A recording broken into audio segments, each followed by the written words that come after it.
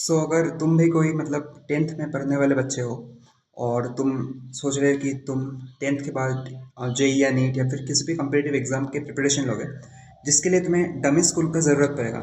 तो इसके लिए अभी तुम रिसेंट न्यूज़ में भी शायद आया है कि मतलब सीबीएसई एक रूल लाने वाला है जहाँ पर शायद वो डमी स्कूल को ना रखे। आई मीन डमी स्कूल को वो पूरा एलिमिनेट कर दे। तो ऐसे सिचुएशन में अगर तुम पैनिक कर रहे हो कि अब तुम्हारा फ्यूचर में क्या होगा या फिर किस बोर्ड को लेके, मतलब जो सीबीएसई की तरह भी है, एनसीईआरटी के जैसे भी है, इंग्लिश मीडियम भी हो और फिर लाइक मतलब वो डमी भी हो। और मैं तुम्हें एक ऐसा ही बोर्ड मतलब बताने वाला हूँ जो पूरा का पूरा सीबीएसई के जैसा ही है, एनसीईआरटी जैसा ही। मतलब उसका बुक्स इतना अच्छा है ना कि तुम अगर पढ़ोगे तो तुम्हारा कंपिटेटिव एग्जाम में भी बहुत ही अनफेयर एडवांटेज मिल जाएगा। क्योंकि मैं अब पढ़ रहा हूँ है ना, मैंने पहले नहीं पढ़ा था, और लाइक जब पढ़ रहा हूँ तब मैं समझ रहा हूँ कि इतना अच्छे से डिटेल्ड और मतलब जो डेरिवेशन दे रखी है उसे भी अगर पढ़ लूँ मैं, सो मेरा जेई में बहुत अच्छा रैंक बन जाएगा।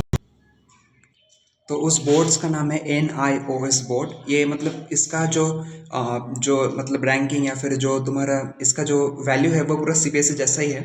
और ये पूरा पूरा का पूरा तुम्हारा 2 साल में 5 to 10,000 के अंदर पूरा का पूरा तुम्हारा सब हो जाएगा। और इसमें डमी नॉन डमी का कोई बात ही नहीं, क्योंकि ये बोर्ड्स ही डमी है।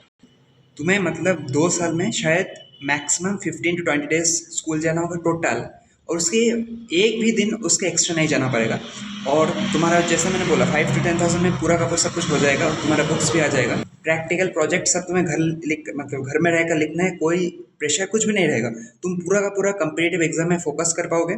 और ये सीबीएसई से भी अच्छा है मैं कहूँगा, क्योंकि मैंने एनसीईआरटी भी पढ़ा है, उस बोर्ड का बुक भी पढ़ा है, और मैं जेई के लिए प्रिपरेशन भी कर रहा हूँ।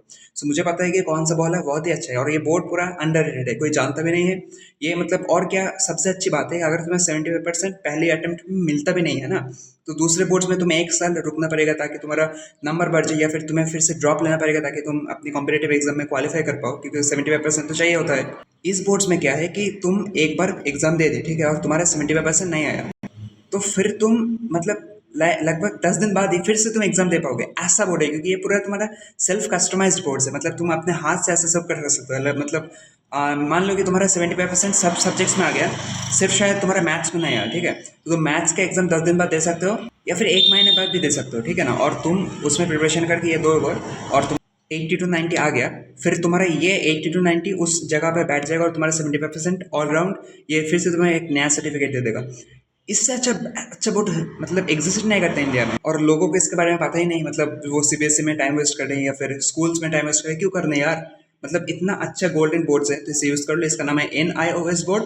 और मेरा काम था बस तुम्हारे तक इन्फॉर्मेशन पहुंचाना। अब इसके बारे में थोड़ा सा बैठ के रिसर्च करो, 7 दिन लगेंगे थोड़ा सा समझने में, बट ये वर्थ इट है। मतलब मैंने किया, पूरा वर्थ इट है यार। एक दिन भी स्कूल नहीं जाना पड़ा, पूरा सब नंबर मिल गया, जेई के लिए टाइम भी मिल रहा है, और सब कुछ अच्छे से हो रहा है। तो फिर तुम भी इस पर रिसर्च करो और इसी बोर्ड्स में एडमिशन ले लो विदाउट एनी डाउट।